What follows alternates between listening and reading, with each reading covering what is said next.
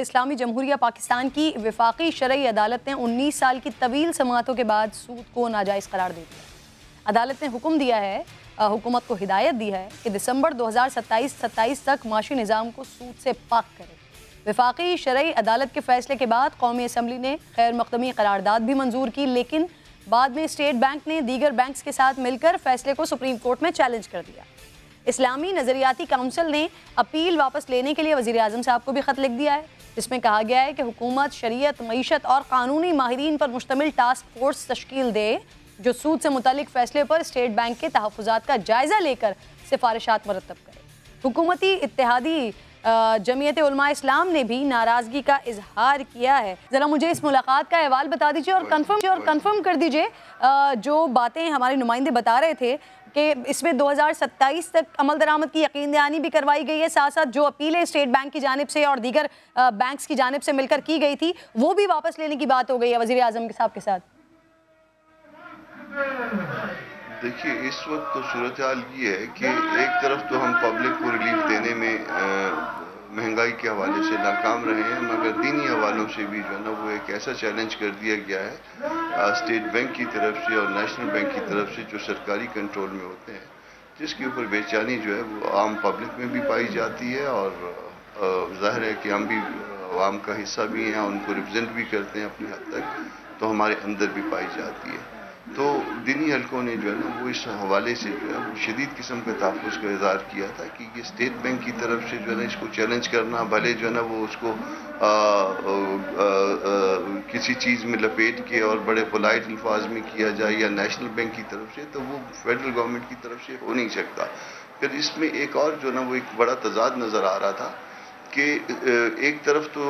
قومی اسمبلی جو ہے نا وہ بائی ریزولوشن جو ہے نا اس کو اپریشیٹ کر رہی ہے اور اس بات کو کہ جی سود کے خلاف جو ڈیسیجن آیا، اور دوسری طرف جو ہے وہ ہم جو ہے نا گورنمنٹ میں بیٹھے ہوئے اس کو چیلنج کر رہے ہیں۔ تو اس حوالے سے مولانا صاحب کی آج ملاقات ہوئی ہے، مولانا صاحب نے اپنے تحفظات کا اظہار کیا ہے۔ ہم اس معاملے میں اپنا تاریخی مزاحمتی کردار بھی ادا کرنے کے لیے تیار ہیں، اگر خدا نخواستہ اگر کوئی گورنمنٹل سائڈ سے کوئی اس طرح کی کوئی بات ہو کہ وہ اس میں بڑی بات کریں سر، یعنی آپ اگر حکومت آپ کی بات نہیں مانتی ہے تو حکومت سے باہر آنے کا بھی ارادہ رکھتے ہیں آپ، ساتھ چھوڑنے کا ارادہ رکھتے ہیں آپ؟ میں اس کو صرف اس حد تک اس وقت کل اپنا اسد صاحب نے بھی قومی اسمبلی میں فلور پہ یہ بات کی تھی اور میں بھی اس کو کہ اگر یہ سود کے معاملے میں حکومت کوئی راست قدم نہیں اٹھاتی ہے اور اس کے جو سرکاری بینکس ہیں اگر وہ اس معاملے میں کوئی درست قدم نہیں اٹھاتے اور عوام کی خواہشات کے مطابق اور دین کے معاملات کے متعلق، تو پھر جمعیت علماء اسلام اپنا تاریخی مزاحمتی کردار ادا کرے گی۔ صحیح۔ قبلہ ایاز صاحب بھی مجھے جوائن کر چکے ہیں چیئرمین اسلامی نظریاتی کونسل سے۔ آپ لوگوں کی جانب سے بھی سفارشات حکومت کو ہیں کہ ایک بورڈ بنا دیا جائے جو کہ اس تمام معاملے کا جائزہ لے۔ سر آپ کو کیا جواب ملا ہے؟ السلام علیکم قبلہ ایاز صاحب۔ السلام علیکم جی۔ وعلیکم السلام۔ ہم نے تو کل خط بھیجا ہے محترم شہباز شریف وزیر اعظم پاکستان کے نام، تو پریس کے ذریعے بھی اس خط کو ہم نے پبلک کر دیا ہے اور ہم نے تجویز یہ دی ہے کہ اسٹیٹ بینک کا زور دیا جائے کہ وہ وفاقی شرعی عدالت کے فیصلے کے خلاف اپیل واپس لے لے۔ اور آج اخبارات میں اور میڈیا پہ یہ بات چل رہی ہے کہ وزیر خزانہ مفتاح اسماعیل صاحب نے تو نیشنل بینک کو کہہ دیا ہے کہ وہ اپیل میں نہ جائے، تو یہ ایک خوشائن بات ہے اور میں سمجھتا ہوں کہ بہتر طریقہ یہی ہوگا کہ بجائے اپیل میں جانے کے اگر اسٹیٹ بینک کے کچھ تحفظات ہیں یا کوئی ابہامات ہیں تو وہ اسلامی نظریاتی کونسل کے ساتھ شیئر کیے جائیں اور اسلامی نظریاتی کونسل اس پر غور کرے گی اور یقیناً ہم ایک بہتر حل نکال لیں گے۔ صحیح۔ اچھا سر، اسلامک بینکس ملک میں پہلے سے ہی کام کر رہے ہیں اور گزشتہ کئی سالوں میں عوام کا رجحان بھی اس جانب بڑھا ہے، تو کیا اسلامک بینکنگ کی طرز پر ملکی معیشت چلانا ممکن نہیں ہے؟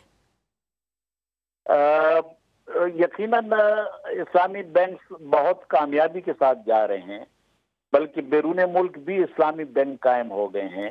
जहाँ पे मुसलमान अपना सरमाया इन्वेस्ट करते हैं और उसमें अकाउंट्स खोलते हैं। इसकी वजह से वहाँ पे इत्मीनान के साथ जो पैसा है, मुसलमानों की रकम है,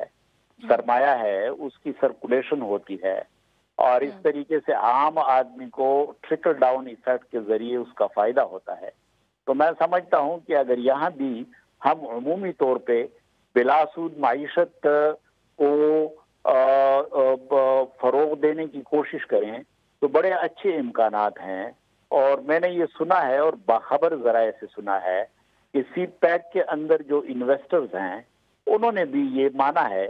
कि अगर कोई ट्रांजैक्शन बिलासूद बेकारी के हवाले से है तो उसके लिए हम तैयार हैं।